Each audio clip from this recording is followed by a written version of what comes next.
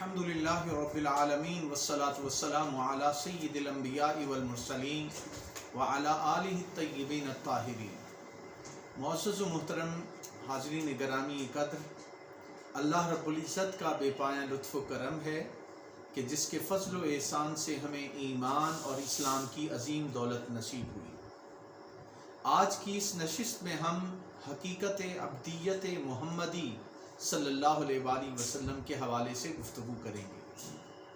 اللہ رب العزت نے نبی اکرم صلی اللہ علیہ وآلہ وسلم کو اپنا برگزیدہ رسول بنایا اور رسالت کے ساتھ ساتھ آپ کو مقام ابدیت کے بلند ترین مقام پر فائز فرمایا۔ آج کی ہماری گفتگو حضور علیہ السلام کا مقام ابدیت کیا ہے اور آپ کو باقی انسانوں پر اور جملہ مخلوقات پر کیا فضیلت حاصل ہے، اس حوالے سے گفتگو آج کا ہمارا موضوع ہے۔ سب سے پہلی اور بنیادی بات جو ذہن نشین کرنے والی ہے وہ یہ ہے کہ لفظ عبد یہ صرف انسانوں کے لیے یا غلام کے لیے نہیں بولا جاتا، بلکہ اللہ تعالیٰ کی جمیع مخلوقات کے لیے یہ لفظ استعمال ہوتا ہے، اور جو بھی اللہ تعالیٰ کی وحدانیت پر ایمان رکھتا ہے وہ اللہ تعالیٰ کا عبد ہے۔ اور پھر عبدیت میں اللہ رب العزت نے جو انسانوں کو مقام بلند عطا کیا ہے اس میں انبیاء کرام علیہ السلام کو ایک خاص مقام حاصل ہے، جس کو ہم آج کی اس نشست میں زیر بحث لائیں گے۔ سب سے پہلی بنیادی بات جو ذہن نشین کرنے والی ہے کہ کائنات ارض و سما میں جتنی بھی اللہ کی مخلوقات ہے وہ عبد ہے، اور اللہ رب العزت نے اس کا ذکر سورہ مریم کی آیت نمبر 93 میں فرمایا۔ ارشاد ربانی ہے، ان کل من فی السماوات والارض الا آتی الرحمن عبدا۔ آسمانوں اور زمین میں جو کوئی بھی آباد ہیں، خواہ وہ فرشتے ہیں یا جن و انس، وہ اللہ کے حضور محض بندہ کے طور پر حاضر ہونے والے۔ تو یہ عبدیت، فرشتے ہوں، جن ہوں، انسان ہوں، یہ سارے اللہ کے حضور عبد کی حیثیت رکھتے ہیں۔ کفار و مشرکین انہوں نے ایک غلط عقیدہ اپنے ذہنوں میں بٹھایا ہوا تھا اور وہ فرشتوں کو خدا کی بیٹیاں قرار دیتے تھے۔ تو اللہ رب العزت نے فرشتوں کے حوالے سے عقیدے کی وضاحت فرمائی سورہ الانبیاء آیت نمبر 26 میں، اور فرمایا کہ اے کفار و مشرکین،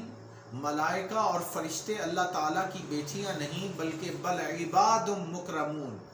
وہ تو اللہ تعالیٰ کے معزز بندے ہیں۔ تو عبد کا لفظ اور عباد کا لفظ فرشتوں کے لیے اللہ رب العزت نے بھی استعمال فرمایا۔ جب ہم نبی پاک علیہ السلام کی بات کرتے ہیں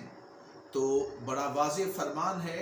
کہ اشہد ان محمدًا عبدہ ورسولہ، کہ میں گواہی دیتا ہوں کہ محمد صلی اللہ علیہ وآلہ وسلم اللہ کے خاص بندے اور اس کے رسول ہیں۔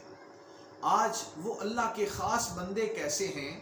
اس حوالے سے ہم نے ڈسکشن کرنی ہے اور مختلف پہلوؤں پر غور کریں گے۔ یہ جو کلمہ شہادت میں ذکر عبدیت ہے، اب دیکھیے کہ اللہ رب العزت نے حضور علیہ السلام کی عبدیت کا ذکر بھی فرمایا اور اس چیز کا ذکر بھی فرمایا کہ آپ اللہ کے رسول ہیں۔ عبدیت کو مقدم رکھا اور رسالت کو بعد میں رکھا۔ یہ اشہد ان محمدًا عبدہ ورسولہ سے واضح بات ہے۔ بات یہ ہے کہ عبد کو مقدم کیوں رکھا؟ عبد عاجزی اور انکساری کرنے والا ہوتا ہے،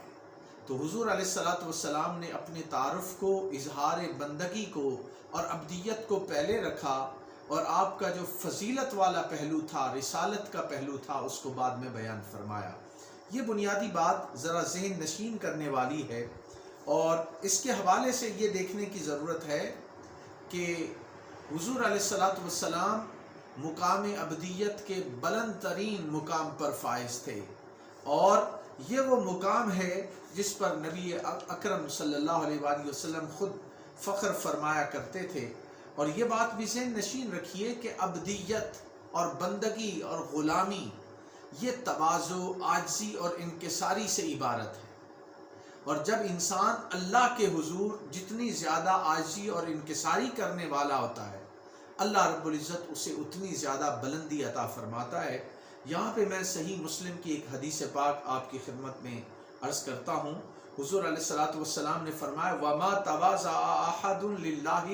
رَفَعَهُ اللَّهُ، ارشاد ہے کہ جو کوئی صرف اللہ تعالیٰ کے لیے تواضع اختیار کرتا ہے، اللہ تعالیٰ اسے بلندیاں عطا کرتا ہے۔ تواضع، عاجزی، انکساری کرنے والا اللہ کے ہاں مقام بلند پر فائز ہوتا ہے۔ اس چیز کا نبی اکرم صلی اللہ علیہ وآلہ وسلم نے یہاں پہ بیان فرمایا۔ اور جب آپ دیکھیے حضرت آدم علیہ السلام کو اللہ نے ان کو اپنا خلیفہ بنایا، اور اس کا ذکر قرآن مجید میں سورہ البقرہ کی آیت نمبر 30 میں ہے، وَإِذْ قَالَ رَبُّكَ لِلْمَلَائِكَةِ إِنِّي جَاعِلٌ فِي الْأَرْضِ خلیفہ، ارشاد ہوتا ہے، اور وہ وقت یاد کریں جب آپ کے رب نے فرشتوں سے فرمایا کہ میں زمین میں اپنا نائب بنانے والا ہوں۔ تو اللہ تعالیٰ نے اپنا نائب حضرت آدم علیہ السلام کو بنایا، اور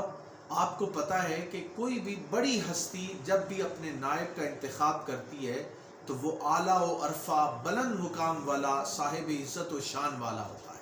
تو گویا انسانیت کو خلافت کے مقام پر فائز کر کے اللہ تعالیٰ نے مخلوقات میں انسان کی افضل ہونے کا اعلان فرمایا، اور انسانوں میں جو فضیلت پھر انبیاء کرام علیہ السلام کو حاصل ہے وہ ہم سب کے علم میں ہے۔ یہاں پہ یہ بات بھی ذہن نشین رکھنی چاہیے کہ بے شک اللہ تعالیٰ نے حضرت آدم علیہ السلام کو اپنی نیابت اور خلافت سے نوازا، مگر اس کے ساتھ ساتھ ایک پہلو جو ابدیت کا ہے اس کا ذکر بھی فرمایا۔ اور جب اللہ رب العزت نے حضرت آدم و حوا علیہم السلام سے فرمایا کہ اس درخت کے قریب نہ جانا، پھر شیطان نے ان کو بتایا کہ اگر یہ فوربیڈن فروٹ آپ کھا لیں گے تو ہمیشہ کے لیے جنت میں اللہ تعالیٰ کی سنگت و معیت میں رہیں گے۔ تو اللہ تعالیٰ کے دیدار اور سنگت و معیت کی خواہش نے حضرت آدم و حوا کو وہ فوربیڈن فروٹ کھانے کی وہ وجہ بنا، اور اس پر اللہ رب العزت نے پھر ارشاد فرمایا ہے قرآن مجید میں کہ فَنَسِيَ وَلَمْ نَجِدْ لَهُ عَزْمًا، سورہ طٰہٰ اس کی آیت نمبر 115 میں، کہ وہ بھول گئے اور ہم نے بالکل نافرمانی کا ان کا کوئی ارادہ نہ پایا۔ تو دوستان محترم، جب انسان غلطی کرتا ہے تو اس کے لیے ارادہ ہوتا ہے، اور جہاں پہ ارادہ نہیں ہے، ارادہ نہ پایا جائے تو اسے کسی کی غلطی نہیں کہا جاتا، وہ ایک سہو ہوتا ہے، اور یہ بات یہاں پہ ذہن نشین کرنے والی ہے۔ اب یہاں پہ خلافت ارضی پر اللہ تعالیٰ نے جب حضرت آدم علیہ السلام کو بھیجا تو وہاں پہ انہوں نے گریہ و زاری کی، توبہ و استغفار کیا، اور اس توبہ و استغفار اور مقام بندگی کا جب حضرت آدم اور حضرت حوا نے اس کا بار بار اظہار کیا، اور الفاظ قرآن مجید نے بیان کیے ہیں کہ وہ دونوں دعا کرنے لگے، ربنا ظلمنا انفسنا وَإِن لَّمْ تَغْفِرْ لَنَا وَتَرْحَمْنَا لَنَكُونَنَّ مِنَ الْخَاسِرِينَ، اے ہمارے رب، ہم اپنی جانوں پر زیادتی کر بیٹھے، اور اگر تو نے ہم کو نہ بخشا اور ہم پر رحم نہ فرمایا تو یقیناً ہم نقصان اٹھانے والوں میں سے ہوں گے۔ یہ وہ اظہار بندگی تھا، یہ وہ ندامت کا احساس تھا حضرت آدم علیہ السلام کا اور حضرت حوا علیہ السلام کا، کہ جس کا ذکر قرآن مجید نے بیان کیا ہے۔ پھر دوسرے مقام پر سورہ طٰہٰ کی آیت نمبر 122 میں ارشاد ہوتا ہے ثم اجتباہ ربہ فتاب علیہ وہدیٰ، پھر ان کے رب نے انہیں چن لیا اور ان پر عفو رحمت کی خاص توجہ فرمائی اور منزل مقصود کی راہ دکھا دی حضرت آدم و حوا کو۔ تو یہاں پہ جو چیز بنیادی طور پہ بیان ہو رہی ہے کہ حضرت آدم علیہ السلام اللہ تعالیٰ کے خلیفہ تو تھے، اللہ تعالیٰ نے ان کو خلیفہ بنایا، مگر انہوں نے اپنی اظہار بندگی کبھی بھی نہیں چھوڑی، وہ اس عاجزی اور انکساری کا اظہار فرماتے رہے۔ اب یہاں پہ میں حضرت نوح علیہ السلام اور ان کے مقام ابدیت کا ذکر کرنا بھی مناسب سمجھتا ہوں۔ حضرت نوح علیہ السلام کو اللہ تعالیٰ نے بڑا بلند مقام عطا کیا، اور وہ انتہائی عاجزی کے ساتھ اپنے مالک کے سامنے یوں کہتے ہوئے نظر آتے ہیں وَإِلَّا تَغْفِرْ لِي وَتَرْحَمْنِي أَكُن مِّنَ الْخَاسِرِينَ، کہ اگر تو مجھے نہیں بخشے گا اور مجھ پر رحم نہیں فرمائے گا تو میں نقصان اٹھانے والوں میں سے ہو جاؤں گا۔ یہ انداز حضرت نوح علیہ السلام جیسے عظمت والے اور بڑی شان والے نبی کا تھا کہ اللہ کے حضور تواضع انکساری کا پیکر تھے۔ اور پھر حضرت ابراہیم علیہ السلام کی زندگی کا بھی جب ہم جائزہ لیتے ہیں تو وہ بھی مقام ابدیت کے ایک خاص مقام پر فائز تھے، اور جس طرح حضور علیہ السلام کی نبوت عالمگیر ہے، اس سے پہلے حضرت ابراہیم علیہ السلام کی نبوت کی بھی ایک عالمگیریت کا بیان ہمیں نظر آتا ہے۔ تو وہ بھی اللہ کے سامنے اپنی عاجزی انکساری کا اظہار کرتے ہوئے سورہ الشعراء کی آیت نمبر 82 میں اس کا ذکر ہے کہ وہ عرض کرنے لگے وَالَّذِي أَطْمَعُ أَن يَغْفِرَ لِي خَطِيئَتِي يَوْمَ الدِّينِ، اور میں اسی سے امید رکھتا ہوں کہ وہ روز قیامت میری خطائیں معاف فرما دے گا۔ تو خطاؤں پر معافی مانگنا، بے شک انبیاء معصوم عن الخطا ہوتے ہیں، مگر پھر بھی اللہ کے سامنے اظہار بندگی کرنے کا حضرت ابراہیم علیہ السلام نے یہ انداز اپنایا، اور رب کے حضور اپنی عاجزی انکساری کا وہ ذکر کرتے ہمیں نظر آتے ہیں۔ حضرت سلیمان علیہ السلام کو اللہ تعالیٰ نے بڑی شان اور شوکت عطا کی، وہ بھی رب کے حضور اپنی عاجزی اور انکساری کا اظہار کرتے ہمیں نظر آتے ہیں کہ جب انہوں نے ملکہ سبا کو ایمان کی دعوت دیتے ہوئے لکھا تھا تو اس کا آغاز حضرت سلیمان علیہ السلام بڑی شان والے اور بادشاہ نبی تھے، مگر جب ملکہ سبا کو خط لکھا تو اس کے الفاظ کو قرآن مجید نے بیان کیا ہے سورہ النمل کی آیت نمبر 30 میں اِنَّهُ مِن سُلَيْمَانَ وَإِنَّهُ بِسْمِ اللَّهِ الرَّحْمَنِ الرَّحِيمِ، بے شک وہ خط سلیمان کی جانب سے آیا ہے اور وہ اللہ کے نام سے شروع کیا گیا جو بے حد مہربان نہایت رحم فرمانے والا ہے۔ تو اللہ تعالیٰ کے ذات کو سارے انبیاء کرام نے بہت اہمیت دی ہے، اور اپنی عاجزی اور انکساری کا ذکر اللہ کے حضور اس کا ذکر کرتے ہوئے میں نظر آتا ہے۔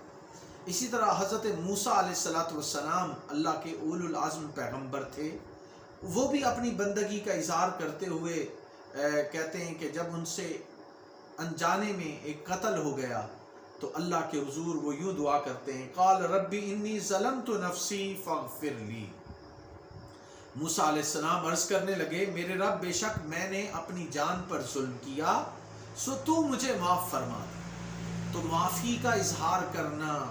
اللہ کے حضور تواضع انکساری کا ذکر کرنا، یہ انبیاء کرام علیہ السلام کا معمول نظر آتا ہے۔ جب ہم معزز حاضرین نبی اکرم صلی اللہ علیہ وآلہ وسلم کے مقام ابدیت کو دیکھتے ہیں تو دوسرے انبیاء کی طرح بلکہ دوسرے انبیاء سے بڑھ کر مقام بندگی پر نبی رحمت صلی اللہ علیہ وآلہ وسلم فائز تھے، اور سرور دو جہاں حضرت محمد مصطفیٰ صلی اللہ علیہ وآلہ وسلم جیسی بندگی کا اظہار کسی بھی انسان سے ہمیں ہوتا نظر نہیں آتا۔ ہمیں معلوم ہے کہ حضور علیہ السلام اللہ کے بڑے ہی محبوب پیغمبر اور رسول، لیکن اس کے ساتھ ساتھ مقام بندگی پر بھی فائز تھے، اور آپ کو معلوم ہے کہ حضور علیہ السلام بے شک اللہ کے محبوب پیغمبر تھے، مگر اللہ کے حضور عاجزی انکساری اور عبادت کا یہ عالم تھا کہ ساری رات کھڑے ہو کر اللہ کے حضور کبھی قیام میں، کبھی رکوع میں، کبھی سجود میں گزارتے، اور نتیجہ کیا ہوتا کہ آپ کے پاؤں متورم ہو جاتے، ان پہ سوجن آ جاتی۔ اللہ تعالیٰ کو نبی پاک صلی اللہ علیہ وآلہ وسلم کے پاؤں کا متورم ہو جانا، اس پر اللہ تعالیٰ کو یہ اچھا نہ لگا اور فرمایا طٰہٰ ما انزلنا علیک القرآن لتشقیٰ، طٰہٰ اے محبوب مکرم صلی اللہ علیہ وآلہ وسلم، ہم نے آپ پر قرآن اس لیے نازل نہیں فرمایا کہ آپ مشقت میں پڑ جائیں۔ یہ اللہ تعالیٰ کا اظہار محبوبیت تھا اپنے نبی پاک علیہ الصلوۃ والسلام کے ساتھ. یہ محب کا اپنے محبوب سے اظہار محبت تھا جس کا ذکر اللہ رب العزت نے فرمایا. اور پھر آپ کو معلوم ہے کہ حضرت عائشہ صدیقہ رضی اللہ تعالیٰ عنہ نبی پاک صلی اللہ علیہ وآلہ وسلم کے حوالے سے بیان کرتی ہیں کہ میں نے حضور علیہ الصلوۃ والسلام کی خدمت میں عرض کیا کہ نبی پاک صلی اللہ علیہ وآلہ وسلم اللہ تعالیٰ آپ پر انتہائی مہربان ہے، اور پھر اتنی زیادہ عبادت، اتنی زیادہ عاجزی اور انکساری. تو نبی رحمت صلی اللہ علیہ وآلہ وسلم آگے سے کیا جواب دیتے؟ اس کا ذکر مشکات شریف میں ہے کہ افلا اکون عبدا شکورا، کیا میں اپنے رب کا شکر گزار بندہ نہ بنوں کہ اس نے مجھے بے شمار نعمتوں سے نوازا، اس نے مجھے اپنی مخلوقات میں ایک بلندی اور فضیلت عطا کی، اور پھر مجھے رسول اور نبی اور پیغمبر بنایا، اور پھر مجھے امام الانبیاء بنایا، اور میرے صدقے سے اگلے پچھلوں کے گناہوں کو معاف فرمایا. افلا اکون عبدا شکورا، میں اللہ کا شکر گزار بندہ نہ بنوں کہ اللہ نے مجھ پر کتنے انعامات و اکرامات کیے ہیں. یہ حضور علیہ الصلوۃ والسلام کا اظہار بندگی ہمیں نظر آتا ہے. دوستان محترم، جس طرح انبیاء کرام علیہ السلام مقام بندگی پر فائز تھے اور عاجزی اور انکساری کا اظہار کرتے نظر آتے ہیں، ان صحابہ کرام علیہم الرضوان کی زندگی کا بھی جائزہ لینا ہوگا جنہوں نے بارگاہ محمدی صلی اللہ علیہ وآلہ وسلم میں تربیت حاصل کی تھی. وہ بھی مقام بندگی میں بلند مقام پر ہمیں فائز نظر آتے ہیں،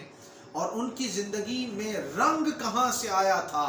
ان پر محمدی رنگ چڑھ چکا تھا. انہوں نے حضور علیہ الصلوۃ والسلام کے اظہار بندگی کو دیکھا ہوا تھا. اس لیے اللہ رب العزت نے صحابہ کرام علیہم الرضوان کا ذکر ان الفاظ میں فرمایا. سورہ آل عمران آیت نمبر 151 ارشاد ہوتا ہے الذین یذکرون اللہ قیاما وقعودا وعلی جنوبہم ویتفکرون فی خلق السماوات والارض. یہ وہ لوگ ہیں جو سراپا نیاز بن کر کھڑے اور سراپا ادب بن کر بیٹھے اور ہجر میں تڑپتے ہوئے اپنی کروٹوں پر بھی اللہ کو یاد کرتے ہیں، اور آسمانوں اور زمین کی تخلیق میں کار فرما اس کی عظمت اور اس کے حسن کے جلووں میں فکر کرتے رہتے ہیں. یہ صحابہ کرام علیہ الرضوان کا عالم تھا. ان کو اللہ تعالیٰ نے ایک خاص للہیت اور خدا خوفی عطا کی تھی. وہ کروٹ کروٹ پر یاد الہی میں مگن اور مست رہتے تھے. صحابہ کرام علیہ الرضوان ان ساری چیزوں کے باوجود انہوں نے کبھی فخر نہیں کیا، کبھی تکبر نہیں کیا، بلکہ عاجزی اور انکساری کے پیکر بن گئے، اور وہ ہر وقت اللہ کی رضا کے طلبگار رہتے تھے. سورہ الفتح میں آیت نمبر 29 میں اللہ رب العزت نے فرمایا یبتغون فضلا من اللہ ورضوانا، وہ اللہ سے اس کے فضل اور اس کی رضا مندی کے طلبگار رہتے تھے. صحابہ کرام علیہ الرضوان کا یہ عالم تھا. ان کا یہ عالم تھا کہ وہ یوں دعا کرتے تھے سبحانک فقنا عذاب النار، اے اللہ تو سب کوتاہیوں اور مجبوریوں سے پاک ہے، ہمیں دوزخ کے عذاب سے بچا دے. وہ اتنا زیادہ للہیت اور خدا خوفی والے تھے. اپنی عاجزی انکساری اور اظہار بندگی کا ان کا یہ عالم تھا. میں یہاں پہ سیدنا عمر فاروق رضی اللہ تعالیٰ عنہ کے ایک واقعے کا ذکر کرنا مناسب سمجھتا ہوں. آپ دوسرے خلیفہ راشد ہیں اور جن کی ہیبت اور دبدبے سے کیسر و کسرا پر لرزہ طاری ہو جاتا تھا، اور سلاطین عجم جو تھے ان کا پتا پانی ہو جاتا تھا. حضرت عمر فاروق رضی اللہ تعالیٰ عنہ کا نام سن کر وہ بھی مقام ابدیت کے خاص منزل پر فائز تھے. ان کا ایک تاریخ میں واقعہ آتا ہے، میں اس کا ذکر کرنا مناسب سمجھتا ہوں کہ اہل مدینہ نے اپنی آنکھوں سے ایک رونگٹے کھڑے کرنے والا منظر دیکھا. وہ کیا تھا کہ حضرت عمر فاروق رضی اللہ تعالیٰ عنہ نے اپنے کندھوں پر پانی کا مشکیزہ اٹھائے ہوئے اپنے خادم سے کہہ رہے ہیں کہ اٹھ اور درہ ہاتھ میں لے کر عمر کو اہل حاجت کے دروازوں پر لے جا. درہ ہاتھ میں پکڑو اور مجھے اہل حاجت کے دروازوں پر لے جا. اس پر وہ خادم عرض کرنے لگا حضرت آپ کیوں تکلیف اٹھاتے ہیں؟ میں خادم حاضر ہوں، مجھے حکم کیجئے، میں ضرورت مندوں تک ان کی ضرورت کو پہنچا دیتا ہوں۔ تو اس پر فاروق اعظم رضی اللہ تعالیٰ عنہ فرمانے لگے، نہیں، میں نے آج اپنے نفس کو سزا دینے کا فیصلہ کیا ہے۔ آج مجھے لحظہ بھر یہ خیال آ گیا تھا کہ میں اتنا بڑا حکمران ہوں کہ عرب و عجم کے لوگ میرا نام سن کر کانپ جاتے ہیں۔ میں اپنے نفس کو یہ سزا دینا چاہتا ہوں کہ اے عمر، تو جتنا بڑا بھی خلیفہ بن جائے، جتنا بڑا بادشاہ بن جائے، اللہ کے حضور عاجزی اور انکساری ہی تجھے زیب دیتی ہے۔ یہ حضرت سیدنا عمر فاروق رضی اللہ تعالیٰ عنہ کا اسوہ ہے، آپ کا مقام بندگی ہے کہ آپ اپنا کس طرح احتساب اور محاسبہ فرماتے رہتے۔ معزز حاضرین، میں یہاں پہ خاتون جنت حضرت سیدہ فاطمہ الزہرا رضی اللہ تعالیٰ عنہ کا ذکر بھی کرنا مناسب سمجھتا ہوں۔ حضرت فاطمہ الزہرا جگر گوشہ حضور علیہ السلام، آپ ایک خاص بندگی کے مقام پر فائز تھیں، اور حضور علیہ السلام نے بلا شبہ آپ کو جنت کی عورتوں کا سردار فرمایا، اور قیامت کے دن تک مسلمان خواتین کے لیے آپ کی زندگی میں ایک اسوہ ہے، اور وہ آپ کی زندگی سے سبق سیکھ سکتی ہیں۔ حضرت عائشہ صدیقہ رضی اللہ تعالیٰ عنہ کی آپ کی بندگی کا یہ عالم تھا کہ موسم سرما میں کیونکہ راتیں طویل ہوتی ہیں، وہ اللہ کے حضور طویل طویل سجدے کرتی، اور سجدے میں جب سر رکھتی تو سجدہ اتنا طویل ہو جاتا کہ فجر کی اذان ہو جاتی، اور جب فجر کی اذان مؤذن دیتا تو سر اٹھاتی اور کہتی، مولا تو نے راتیں اتنی چھوٹی بنائی ہیں کہ فاطمہ کا جی بھر کے ایک سجدہ بھی پورا نہیں ہوتا۔ تو ساری رات اللہ کے حضور بندگی کا، عاجزی کا، انکساری کا اظہار کرتی رہتی فاطمہ الزہرا۔ یہ وہی فاطمہ الزہرا ہیں جنہیں حضور علیہ السلام نے جنت کی عورتوں کا سردار قرار دیا، اور آپ کا عالم یہ ہوگا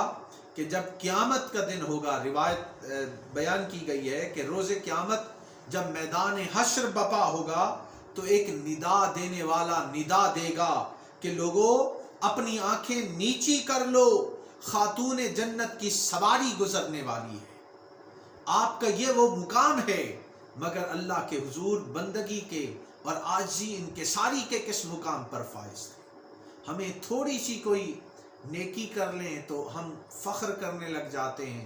غرور کرنے لگ جاتے ہیں، آپے سے باہر ہو جاتے ہیں۔ انسان کو اپنی بندگی کو اور اللہ کے حضور اپنی عاجزی اور انکساری کو کبھی بھی نہیں بھولنا چاہیے۔ معزز خواتین و حضرات، نہ صرف صحابہ کرام اور اہل بیت اطہار مقام بندگی پر فائز، بلند مقام پر فائز تھے، اسی طرح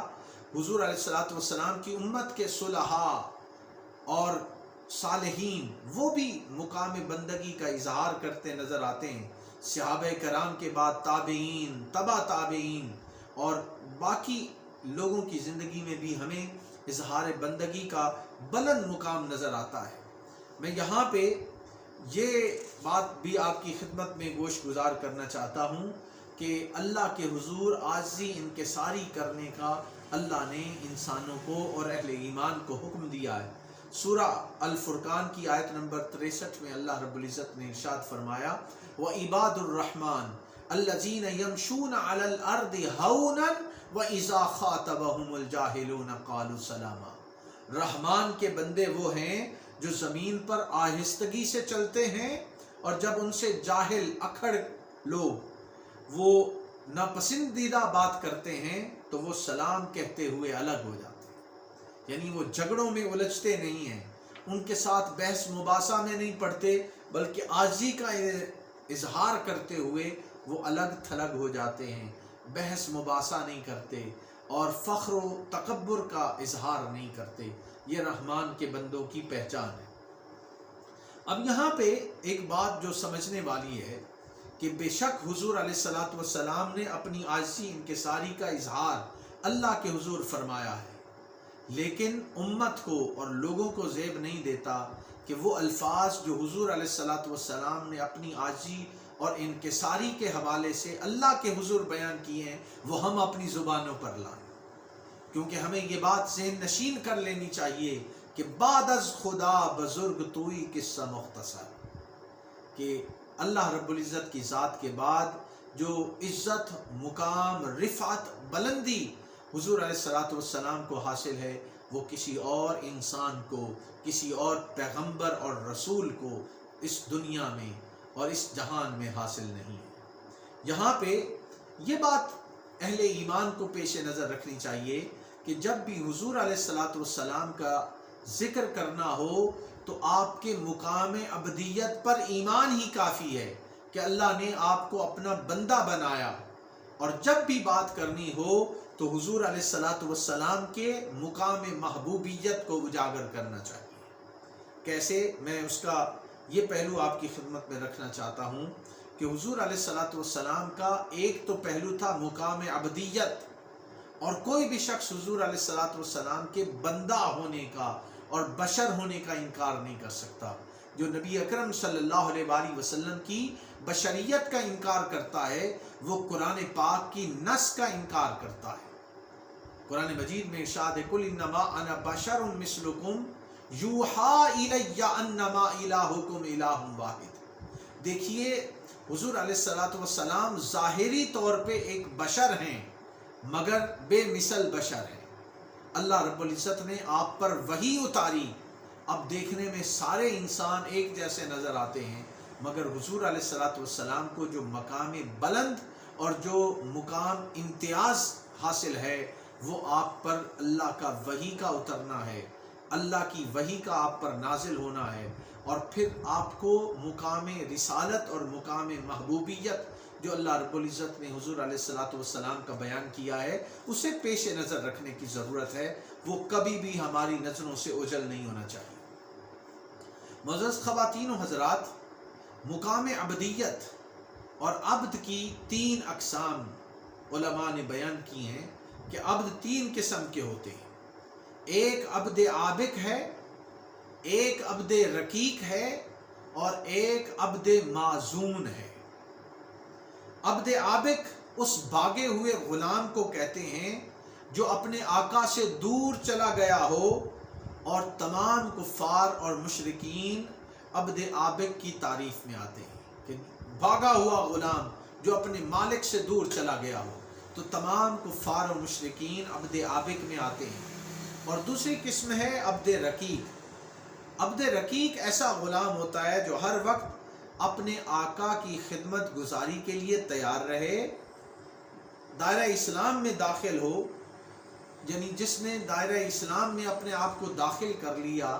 اور وہ ظاہری طور پہ اپنے آپ کو اللہ کے تابع سمجھے، وہ عبد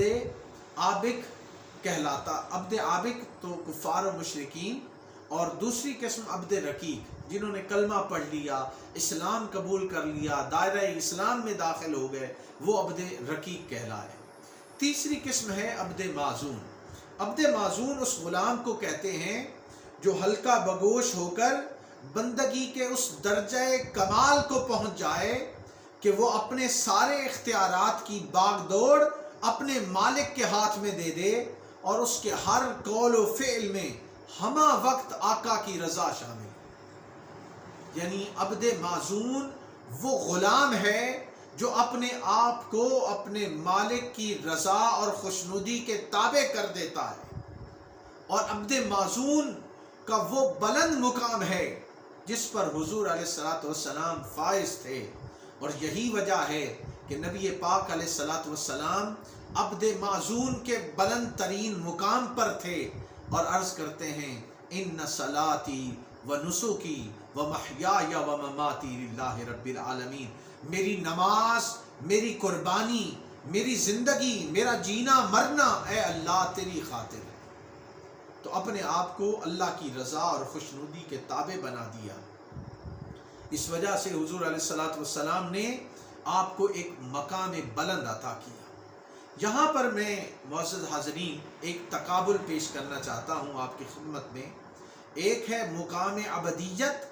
اور ایک ہے حضور علیہ السلام کی شان محبوبیت۔ عبد ہونا، اللہ کا بندہ ہونا، وہ میں جیسے پہلے آپ کی خدمت میں پیش کر چکا ہوں کہ حضور علیہ الصلوۃ والسلام ہر وقت عبادت گزاری میں، گریہ میں، مجاہدہ میں اور مشقت میں گزارتے رہے، خلوت میں اللہ کو یاد کرتے، طویل قیام کرتے، رکوع کرتے، سجدہ کرتے، اللہ کے حضور گریہ وزاری کرتے رہے۔ یہ حضور علیہ الصلوۃ والسلام کا مقام عبدیت ہے۔ اور مقام محبوبیت یہ ہے کہ جب آپ کے پاؤں متورم ہو جاتے ہیں تو اللہ رب العزت فرماتا ہے طٰہٰ ما انزلنا علیک القرآن لتشقیٰ، اے پیارے محبوب مکرم، یہ قرآن ہم نے اس لیے تو نازل نہیں فرمایا کہ آپ مشقت میں پڑ جائیں۔ بھلا مالک خالق اللہ رب العزت بھی کسی سے یوں کلام کرتا ہے؟ اس سے حضور علیہ الصلوۃ والسلام کی شان محبوبیت اجاگر ہوتی ہے اور اسے ہمیں پیش نظر رکھنا چاہیے۔ حضور علیہ الصلوۃ والسلام اللہ کے حضور اپنی عاجزی کا اظہار کرتے رہے اور بقول اقبال متاع بے بہا ہے درد و سوز و آرزو مندی، مقام بندگی دے کر نہ لوں شان خدا بندگی، مقام بندگی دے کر نہ لوں شان خدا بندی۔ تو مقام بندگی اسی میں لذت انسان کو آتی ہے، مگر اللہ تعالی حضور علیہ الصلوۃ والسلام کی جو شان، جو عظمت، جو رفعت، جو بلندی ہمیں دکھانا چاہتا ہے اس کی طرف بھی نظر کرنے کی ضرورت ہے۔ اور وہ کیا ہے؟ یعنی ایک طرف حضور علیہ السلام کا عمل دخل کہ آپ اللہ کی عبادت کرتے، تکلیفیں اٹھاتے، اور تکلیفوں کا عالم یہ تھا کہ ساری رات قیام کرتے، آپ کے قدمین شریفین متورم ہو جاتے، دعوت و تبلیغ کے لیے نکلتے، لوگ آپ پر پتھر بہاتے، آپ کا جسم لہو لہان ہو جاتا، نالین مقدس خون سے بھر جاتے، فاقے کاٹنا اللہ کی محبت کی خاطر، پے در پے صعوبتوں اور مشکلات کا شکار ہونا اللہ کی رضا کی خاطر، غاروں میں جا کر رو کر کثرت سے گریہ و زاری کرنا، یہ حضور علیہ الصلوۃ والسلام کا مقام بندگی ہے اور کمال عبدیت کا آئینہ دار ہے حضور علیہ السلام کے یہ اعمال۔ مگر جب اللہ کے حضور کھڑے ہوتے، عبادت کرتے، ریاضت کرتے، مجاہدہ کرتے، مشقت کرتے، اور پھر اللہ کی بارگاہ میں یوں عرض کرتے ما عبدناک حق عبادتک، اے مالک و مولا باری تعالی میں تیری عبادت کا حق ادا نہیں کر سکا۔ پھر کبھی فرماتے ما عرفناک حق معرفتک، باری تعالی میں تیری معرفت کا حق ادا نہیں کر سکا۔ بندے کو زیب یہ دیتا ہے کہ وہ اللہ کے حضور گریہ و زاری کرے، عاجزی و انکساری کرے، قیام میں، قرات میں، رکوع میں، سجود میں وقت گزارے، اور پھر کہے ما عبدناک حق عبادتک، باری تعالیٰ میں تیری عبادت کا حق ادا نہیں کر سکا۔ ما عرفناک حق معرفتک، باری تعالیٰ میں تیری معرفت کو جان نہیں سکا، میں معرفت کا حق ادا نہیں کر سکا۔ یہ حضور علیہ الصلوۃ والسلام کا مقام بندگی ہے۔ دوستان محترم، اب آئیے دیکھتے ہیں کہ حضور علیہ الصلوۃ والسلام کا شان محبوبیت کیا ہے۔ حضور علیہ الصلوۃ والسلام کو اللہ رب العزت نے کن شانوں سے نوازا، اس کا اندازہ لگانے کے لیے میں آپ کی خدمت میں وہ انداز اللہ کا بیان کرنا چاہتا ہوں۔ سورہ البلد اس کی آیت نمبر 1 اور 2، آپ اس کے الفاظ پہ غور کیجیے۔ فرمایا لا اقسم بہذا البلد وانت حل بہذا البلد،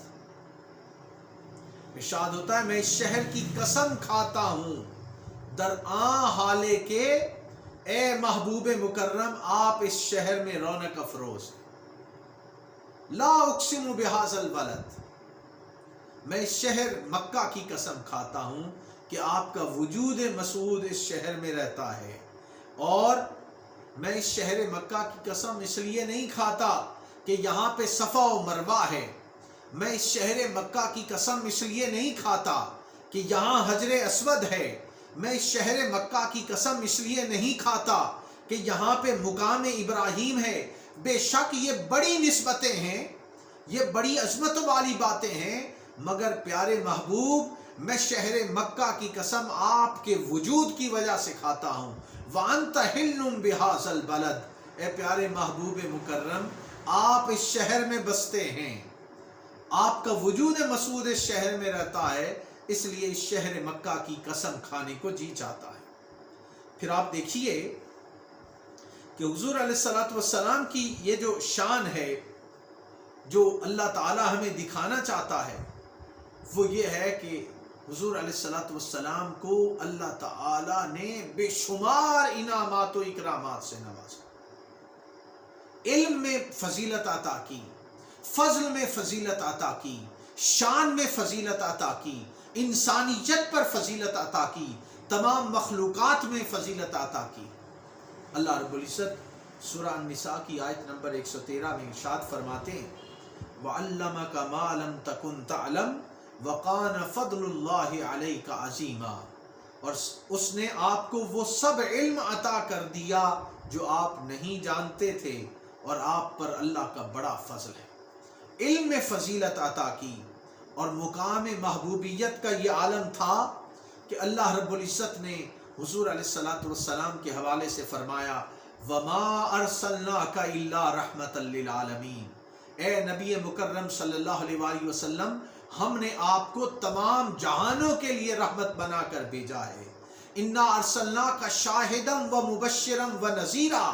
اے پیارے محبوب مکرم ہم نے آپ کو شاہد بنایا ہے، ہم نے آپ کو مبشر بنایا ہے، ہم نے آپ کو نذیر بنایا ہے، اور کبھی آپ کو داعیاً الی اللہ کہا، کبھی آپ کو سراجا منیرا کہا، کہیں عزیز علیہ ما عنتم کہا، کہیں رؤوف الرحیم کہا۔ یہ ساری نعمتیں اللہ رب العزت نے اپنے پیارے محبوب علیہ السلام کو عطا کی،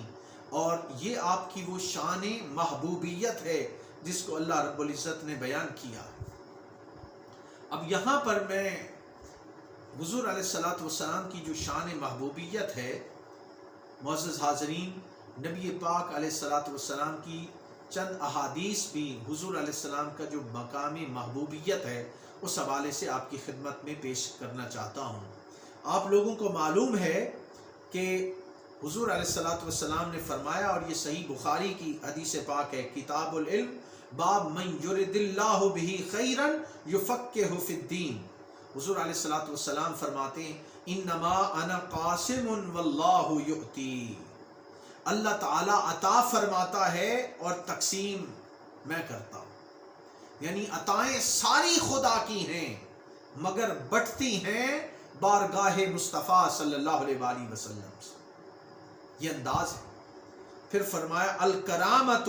والمفاتیح یومئذ بیدی، قیامت کے دن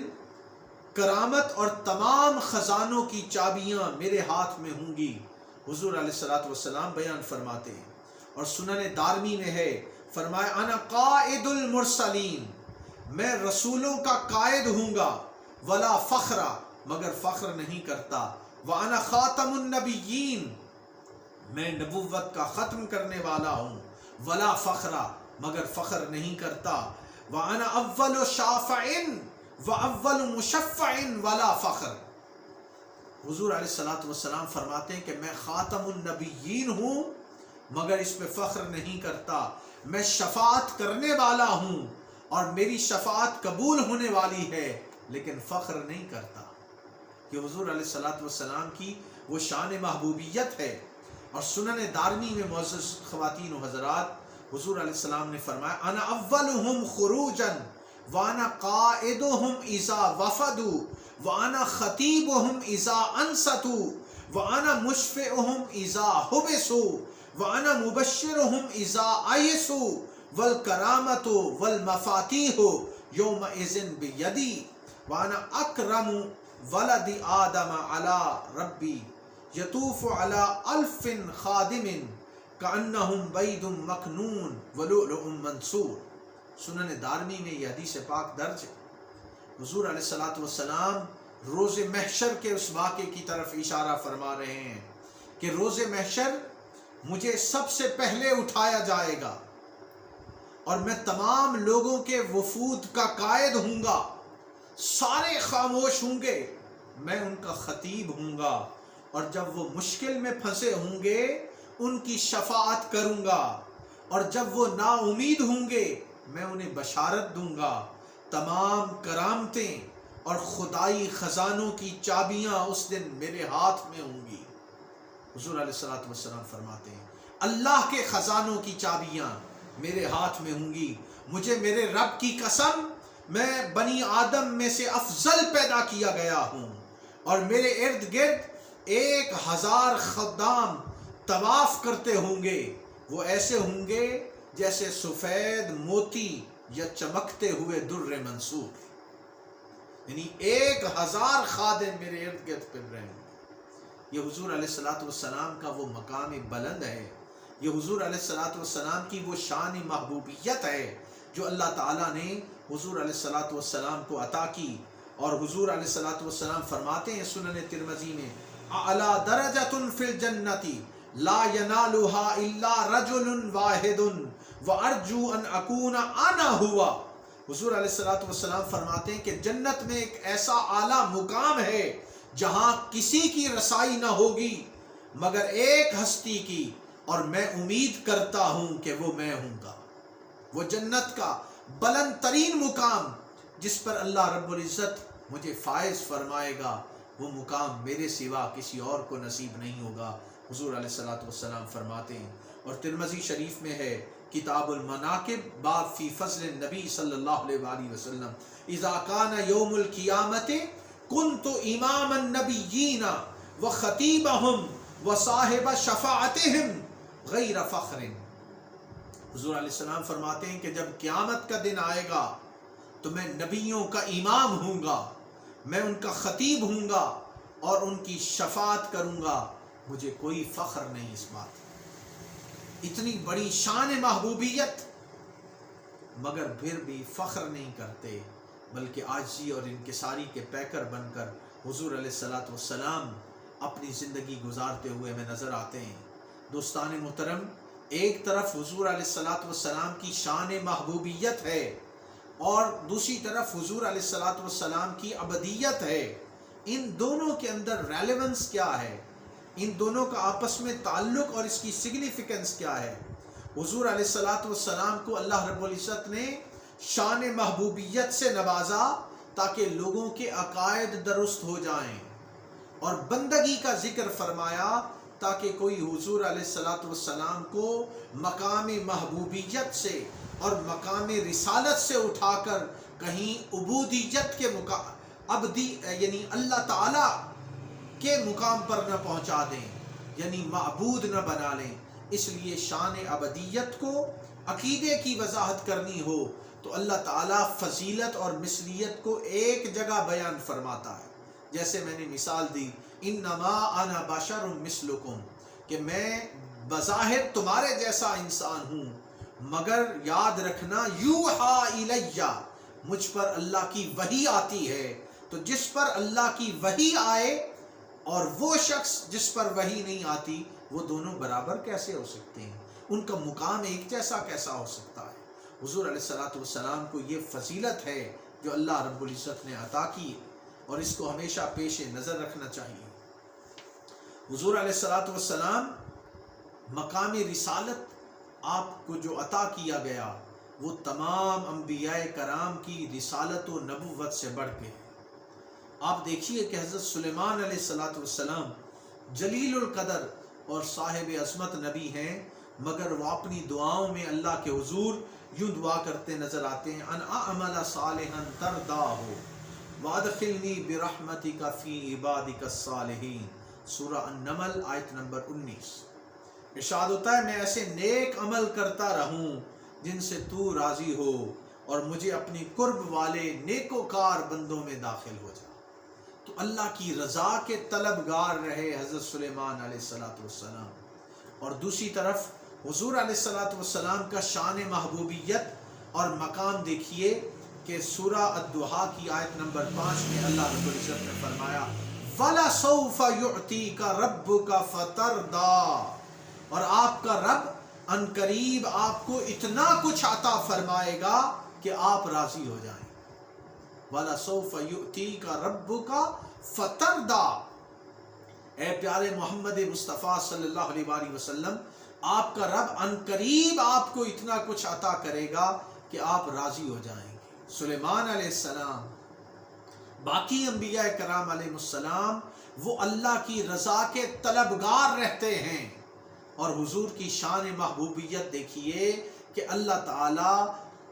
حضور علیہ السلام کے حوالے سے فرما رہا ہے وَلَسَوْفَ يُؤْتِيكَ رَبُّكَ فَتَرْضَىٰ، اے محبوب مکرم حضرت محمد مصطفیٰ صلی اللہ علیہ وآلہ وسلم، ان قریب آپ کا رب آپ کو اتنا کچھ عطا کرے گا کہ آپ راضی ہو جائیں گے۔ اس سے حضور علیہ السلام کا شان محبوبیت دیکھیے۔ یہاں پر بڑا ہی ایمان افروز واقعہ وہ تحویل قبلہ کا ہے، میں اس کی طرف بھی توجہ آپ کی دلانا چاہتا ہوں۔ تحویل قبلہ کے حوالے سے آپ کو معلوم ہے کہ ہجرت سے پہلے حضور علیہ السلام اپنے صحابہ کے ہمراہ جب مکہ المکرمہ میں تھے تو کعبہ کی طرف رخ کر کے نمازیں ادا کرتے تھے۔ ہجرت سے پہلے حضور علیہ السلام اپنے صحابہ کرام علیہ رضوان کے ساتھ کعبہ شریف کی طرف منہ کر کے نماز ادا کرتے تھے۔ پھر جب مدینہ کی طرف ہجرت کر کے تشریف لے گئے تو اللہ تعالیٰ کے حکم کی تعمیل میں مسلمانوں نے بیت المقدس کی سمت رخ کر کے نمازیں پڑھنے لگے۔ اللہ تعالیٰ کا حکم تھا تو مدینہ شریف میں پھر بیت المقدس کی طرف رخ کر لیا، اور یہ سلسلہ تقریباً کوئی 1.5 سال تک جاری رہا کہ حضور علیہ السلام اور صحابہ کرام علیہ الرضوان وہ بیت المقدس کی طرف منہ کر کے نماز پڑھتے رہے۔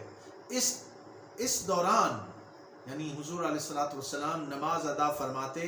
تو آپ کے قلب انور میں، حضور علیہ السلام کے دل میں یہ خیال آیا کہ کعبۃ اللہ کی طرف رخ کر کے نماز پڑھی جائے۔ اس کا ذکر قرآن مجید نے بیان کیا ہے، سورہ البقرہ اس کی آیت نمبر 144۔ اللہ رب العزت ارشاد فرماتے ہیں قد نرا تقلب وجهك في السماء فلنولينك قبلة ترضاها۔ بہت ہی ایمان افروز بیان۔ اللہ رب العزت فرما رہے ہیں کہ اے حبیب مکرم صلی اللہ علیہ وآلہ وسلم، ہم بار بار آپ کے رخ انور کا آسمان کی طرف پلٹتا دیکھ رہے ہیں، یعنی آپ بار بار آسمان کی طرف دیکھ رہے ہیں، سو ہم ضرور بالضرور آپ کو اسی قبلہ کی طرف پھیر دیں گے جس پر آپ راضی ہیں۔ فَلَنُوَلِّيَنَّكَ قِبْلَةً تَرْضَاهَا، اے نبی پاک ہم ضرور آپ کو اسی قبلہ کی طرف پھیر دیں گے جس سے آپ راضی ہیں۔ تو اللہ تعالی حضور علیہ السلام کی رضا کا طلبگار رہتا ہے۔ اس قرآن پاک کی آیت سے یہ بات بالکل واضح ہے۔ پھر آپ دیکھیے کہ انسان کو یہ بات بھی ذہن نشین رکھنی چاہیے کہ حضور علیہ السلام کو اللہ نے بے شمار اور نعمتوں سے اور بلندیوں سے سرفراز فرمایا۔ سورہ علم نشرہ کی آیت نمبر 4 کو دیکھ لیجیے، اللہ رب العزت نے فرمایا علم ارشاد ہوتا ہے وَرَفَعْنَا لَكَ ذِكْرَكَ، اور ہم نے آپ کی خاطر آپ کا ذکر بلند کر دیا، آپ کی خاطر آپ کا ذکر بلند کر دیا۔ اور حضور علیہ السلام نے ایک بار حضرت جبرائیل امین سے استفسار فرمایا کہ کیا خدا کے ہاں میرے ذکر کا بلند ہونا یہ کس معنی میں ہے؟ اس کا مطلب کیا ہے کہ وَرَفَعْنَا لَكَ ذِكْرَكَ، کہ اللہ نے میری خاطر میرا ذکر بلند کر دیا۔ تو ابن کثیر نے بیان کیا ہے کہ جبرائیل امین نے جواب دیا کہ اللہ تعالیٰ یہ فرماتے ہیں کہ اذا ذکرت ذکرت معی، کہ جب بھی میرا ذکر کیا جائے گا تو میرے نام کے ساتھ اے پیارے محبوب مکرم آپ کا بھی ذکر کیا جائے۔ یہی وجہ ہے کہ کلمہ طیبہ میں جب ہم کہتے ہیں لا الہ الا اللہ تو اس کے ساتھ جڑا ہوا محمد الرسول اللہ ہے۔ جب ہم کہتے ہیں اشہد ان لا الہ الا اللہ واشہد ان محمدا عبدہ ورسولہ، تو اللہ کے نام کے ساتھ حضور علیہ السلام کا نام ہمیں جڑا ہوا نظر آتا ہے۔ اب یہ بات دیکھنے کے لیے ہم یہاں پر اس بات کی طرف آتے ہیں کہ اللہ رب العزت کا اور نبی مکرم صلی اللہ علیہ وآلہ وسلم کا آپس میں تعلق کس نوعیت کا ہے۔ اللہ تعالیٰ نے کئی مقامات پر کئی حوالوں سے اپنے پیارے محبوب مکرم صلی اللہ علیہ وآلہ وسلم کو اپنے ساتھ رکھا ہے۔ میں چند قرآن پاک کے مقامات آپ کی خدمت میں اس حوالے سے عرض کرنا چاہوں گا، اور بے شمار ایسے مقامات ہیں جہاں اللہ رب العزت نے ایمان، اطاعت اور محبت کے باب میں اپنا اور اپنے رسول کا ذکر ایک ساتھ فرمایا ہے۔ سورہ الحجرات کی آیت نمبر 15 میں ارشاد ہے، انما المؤمنون الذین آمنوا باللہ ورسولہ، بے شک مومن تو وہ لوگ ہیں جو اللہ اور اس کے رسول پر دل و جان سے ایمان لاتے ہیں۔ اہل ایمان کی پہچان یہ ہے کہ اللہ پر بھی ایمان لاتے ہیں اور اللہ کے رسول پر بھی ایمان لاتے ہیں۔ جو بندہ اللہ پر ایمان لائے مگر رسالت محمدی پر ایمان نہ لائے وہ صاحب ایمان ہی نہیں ہو سکتا۔ پھر سورہ الانفال کی آیت نمبر 1 میں ارشاد ہے، وَأَطِیعُوا اللَّهَ وَرَسُولَهُ إِن كُنتُم مُؤْمِنِینَ، اور اللہ اور اس کے رسول کی اطاعت کیا کرو اگر تم ایمان والے ہو۔ پھر سورہ النساء کی آیت نمبر 14 میں ارشاد ہے، وَمَن يَعْصِ اللَّهَ وَرَسُولَهُ وَيَتَعَدَّ حُدُودَهُ يُدْخِلْهُ نَارًا خَالِدًا فِيهَا، اور جو کوئی اللہ اور اس کے رسول کی نافرمانی کرے اور اس کی حدود سے تجاوز کرے اسے وہ دوزخ میں داخل کر دے گا جس میں وہ ہمیشہ رہے گا۔ تو اب دیکھیے کہ یہاں نافرمانی کا ذکر کیا تو فرمایا جو اللہ کی نافرمانی کرے اور اللہ کے رسول کی نافرمانی کرے۔ سورہ انفال کی آیت نمبر 13 میں فرمایا، وَمَن يُشَاقِقِ اللَّهَ وَرَسُولَهُ فَإِنَّ اللَّهَ شَدِيدُ الْعِقَابِ، اور جو شخص اللہ اور اس کے رسول کی مخالفت کرے تو بے شک اللہ اسے سخت عذاب دینے والا ہے۔ تو مخالفت میں اللہ نے اپنے آپ کو اور اپنے رسول کی مخالفت کو ایک مخالفت قرار دیا۔ سورہ توبہ کی آیت نمبر 63 میں ارشاد ہوتا ہے، أَلَمْ يَعْلَمُوا أَنَّهُ مَن يُحَادِدِ اللَّهَ وَرَسُولَهُ فَإِنَّ لَهُ نَارَ جَهَنَّمَ، کیا وہ نہیں جانتے کہ جو شخص اور اس کے رسول کی، یعنی کیا وہ لوگ نہیں جانتے کہ جو شخص اللہ کی اور اس کے رسول کی مخالفت کرتا ہے تو اس کے لیے دوزخ کی آگ تیار ہے۔ پھر سورہ التوبہ کی آیت نمبر 29 میں ارشاد ہوتا ہے، وَلَا يُحَرِّمُونَ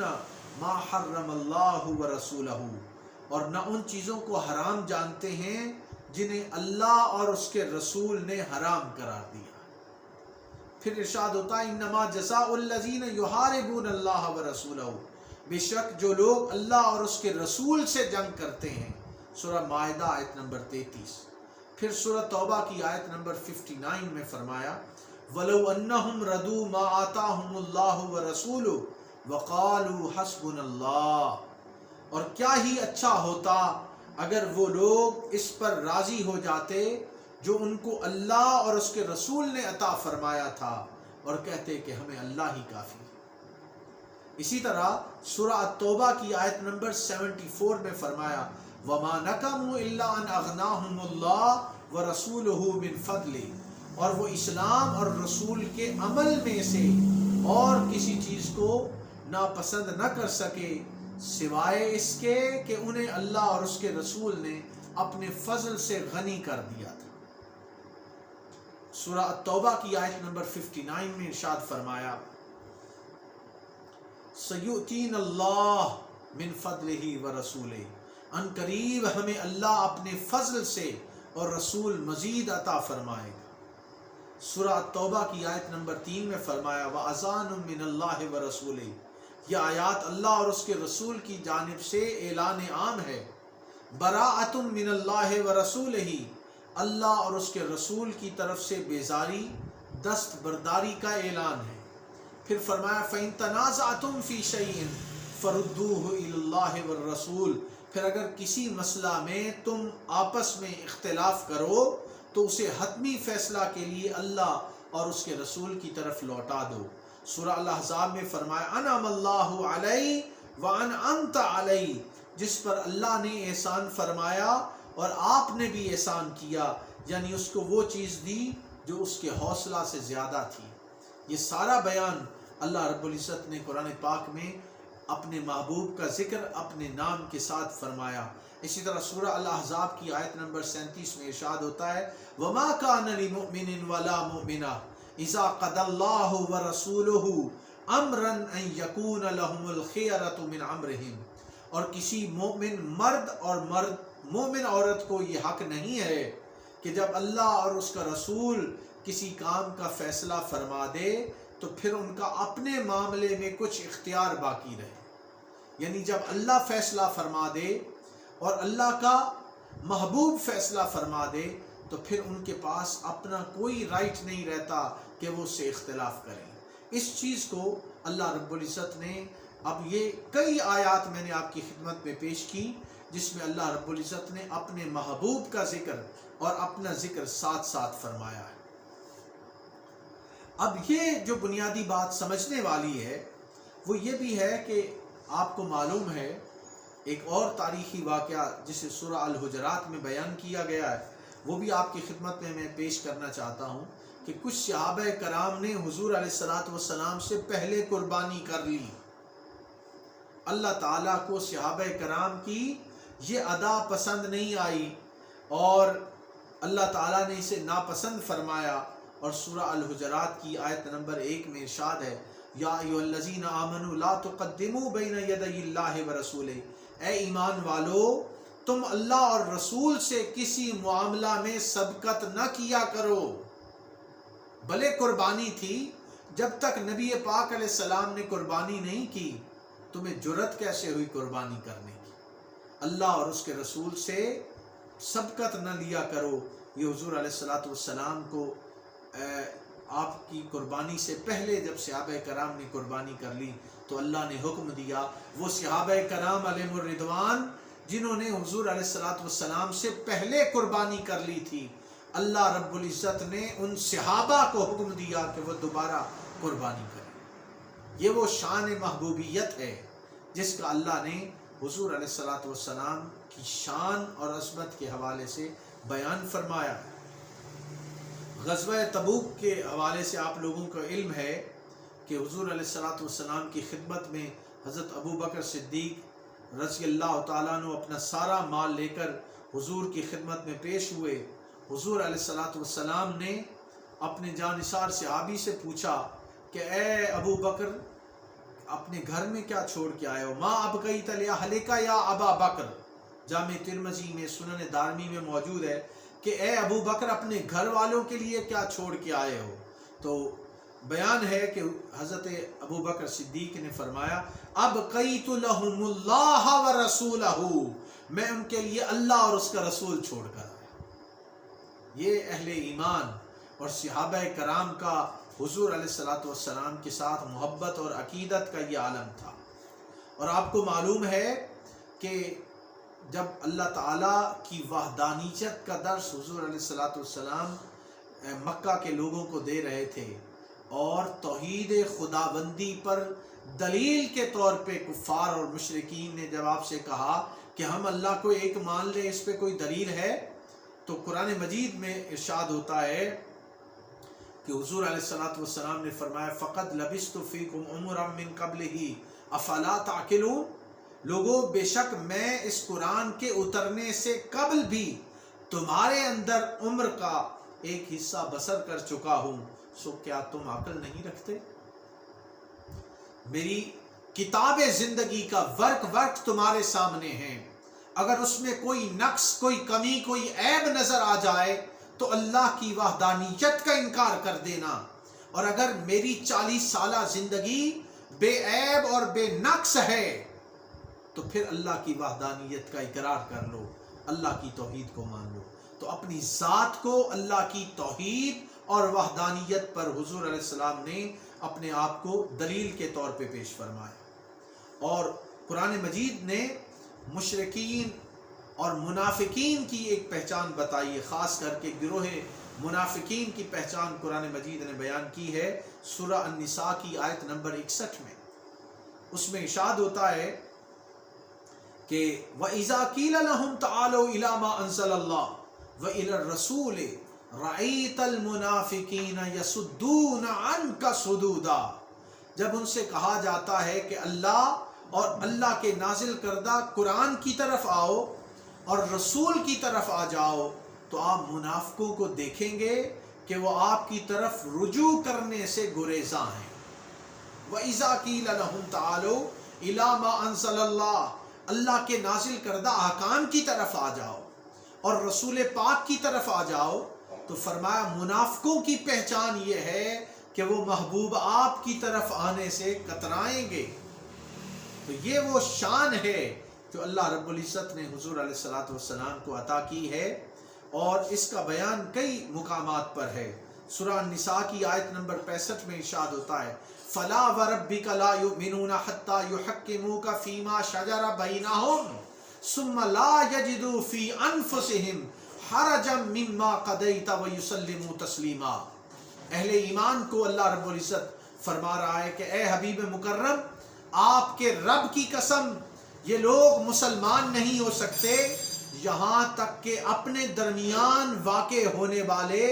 ہر اختلاف میں آپ کو حاکم بنا نہ لیں، پھر اس فیصلے سے جو آپ صادر فرما دیں اپنے دلوں میں کوئی تنگی محسوس نہ کریں اور آپ کے حکم کو بخوشی قبول فرما لیں، تب جا کے یہ اہل ایمان ہوں گے۔ اور سورہ نساء کی آیت نمبر 64 میں ارشاد ہے وَمَا أَرْسَلْنَا مِن رَّسُولٍ إِلَّا لِيُطَاعَ بِإِذْنِ اللَّهِ، اور ہم نے کوئی رسول نہیں بھیجا مگر اس لیے کہ اللہ کے حکم سے اس کی اطاعت کی جائے۔ پھر فرمایا سورہ النساء کی آیت نمبر 80 میں مَن يُطِعِ الرَّسُولَ فَقَدْ أَطَاعَ اللَّهَ، جس نے رسول کا حکم مانا اس نے اللہ کا حکم مانا۔ پھر سورہ توبہ کی آیت نمبر 62 میں ارشاد ہے وَاللَّهُ وَرَسُولُهُ أَحَقُّ أَن يُرْضُوهُ إِن كَانُوا مُؤْمِنِينَ، حالانکہ اللہ اور اس کا رسول زیادہ حقدار ہے کہ اسے راضی رکھا جائے اگر یہ لوگ ایمان والے ہوتے۔ اب یہ دیکھیے کہ دو ذاتوں کا ذکر ہے، اللہ کی ذات اور اللہ کے رسول کی ذات، مگر آگے ضمیر واحد کی ان یردوہ، گویا اللہ پاک فرمانا چاہتا ہے کہ بے شک اللہ اور رسول دو الگ ذاتیں ہیں، ایک اللہ اور اس کا رسول، لیکن دونوں کی رضا ایک ہے، دونوں کی رضا ایک ہے، اس کا بیان فرمایا۔ پھر سورہ النجم کی آیت نمبر 3 اور 4 میں فرمایا وَمَا يَنطِقُ عَنِ الْهَوَىٰ إِنْ هُوَ إِلَّا وَحْيٌ يُوحَىٰ، اور وہ اپنی یعنی نفس کی خواہش سے بات ہی نہیں کرتے، وہ جو بھی فرماتے ہیں اللہ کی طرف سے وحی ہوتی ہے، اور ایسا کیوں نہ ہو۔ یہ حضور علیہ الصلوۃ والسلام کی شان بیان کی جا رہی ہے۔ اور پھر قرآن کے بارے میں اللہ رب العزت کا یہ فرمان بڑا واضح ہے کہ اِنَّهُ لَقَوْلُ رَسُولٍ كَرِيمٍ، بے شک یہ قرآن بڑی عزت اور بزرگی والے رسول کا پڑھا ہوا کلام۔ تو آپ نے دیکھا کہ اللہ رب العزت نے بے شمار مقامات پر اپنے محبوب علیہ الصلوۃ والسلام کا ذکر اپنے ذکر کے ساتھ فرمایا ہے۔ اب دیکھیے کہ کوئی قرآن کا انکار کرتا ہے تو وہ بھی دائرہ اسلام سے خارج ہوتا ہے، کوئی سنت کا انکار کرتا ہے تو وہ بھی دائرہ اسلام سے خارج ہوتا ہے، یہ بات ہمیں پیش نظر رکھنی چاہیے۔ اب دیکھیے یہاں پر میں حضور علیہ الصلوۃ والسلام کی شان محبوبیت قرآن پاک کی سورہ الفتح سے آپ کی خدمت میں عرض کر کے پھر اپنی گفتگو کے ختم کی طرف آتا ہوں۔ اللہ رب العزت نے بیعت رضوان کا ذکر فرمایا، اور حضور علیہ الصلوۃ والسلام نے جب اپنے ہاتھ پر صحابہ کرام سے بیعت لی، اللہ نے اس کا ذکر فرمایا ان الذین یبایعونک انما یبایعون اللہ ید اللہ فوق ایدیہم۔ اے رسول صلی اللہ علیہ وسلم، بلا شبہ جو لوگ آپ سے آپ کے ہاتھ پر بیعت کرتے ہیں فی الحقیقت وہ اللہ ہی سے بیعت کرتے ہیں، گویا اللہ کا ہاتھ ان کے ہاتھوں پر ہے۔ ہاتھ تو محمد مصطفیٰ کا اوپر تھا صلی اللہ علیہ وآلہ وسلم، صحابہ کرام علیہ الرضوان کے ہاتھوں پر ہاتھ محمد مصطفیٰ کا تھا، لیکن اللہ فرما رہا ہے کہ اے پیارے محبوب علیہ السلام وہ ہاتھ آپ کا نہیں، ید اللہ فوق ایدیہم، وہ ہاتھ جو آپ کا ہاتھ تھا وہ اللہ کا ہاتھ تھا ان کے ہاتھ پر۔ غزوہ بدر کے موقع پر جب حق اور باطل کا مارکا بپا ہونے والا تھا تو حضور علیہ الصلوۃ والسلام نے مٹھی بھر کنکریاں اٹھا کر لشکر کفار کی طرف پھینکی تو اللہ رب العزت نے حسب ارشاد قرآنی کنکریاں پھینکنے کے اس واقعے کو اپنی طرف منسوب فرمایا وما رمیت اذ رمیت ولکن اللہ رما۔ سورہ انفال کی آیت نمبر 17 ہے کہ اے حبیب محتشم صلی اللہ علیہ وآلہ وسلم، جب آپ نے ان پر سنگریزے مارے تھے وہ آپ نے نہیں مارے تھے بلکہ وہ تو اللہ نے مارے تھے۔ سنگریزے مارنے والے تھے محمد مصطفیٰ صلی اللہ علیہ وآلہ وسلم، مگر اللہ رب العزت فرماتا ہے وما رمیت اذ رمیت ولکن اللہ رما۔ وہ کفار اور مشرکین کو سنگریزے جو آپ نے مارے تھے اے پیارے محبوب مکرم وہ تو اللہ نے مارے تھے۔ اب جہاں سے آپ حضور علیہ الصلوۃ والسلام کی شان محبوبیت کا اندازہ لگائیے کہ اللہ رب العزت نے آپ کو کتنا بلند مقام پہ فائز کیا۔ اب یہاں پر معزز حاضرین میں یہ بات بھی وضاحت کر دوں کہ دو حضور علیہ الصلوۃ والسلام کی مقام نبوت کی دو جہتیں ہیں، ایک ہے عبدیت اور ایک ہے رسالت۔ اللہ رب العزت نے آپ کو عبد بنایا تاکہ انسان آپ سے فیضیاب ہو سکیں، اور دوسرا آپ کو رسالت کے بلند مقام پر فائز کیا، جس کا ذکر میں نے یہاں پہ کئی آیات کی روشنی میں آپ کی خدمت میں پیش کیا ہے۔ اب یہاں جو سمجھنے والی بڑی اہم بات ہے کہ بعض لوگ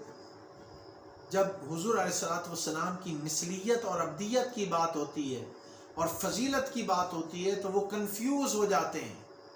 اور وہ حضور علیہ الصلوۃ والسلام کی عبدیت والی چیزوں کو ہائی لائٹ زیادہ کرتے ہیں۔ بات یہ ہے کہ عقیدے کی وضاحت کے لیے تو یہ بات ہر مسلمان کو معلوم ہونی چاہیے کہ آپ اللہ کے بندے اور رسول ہیں،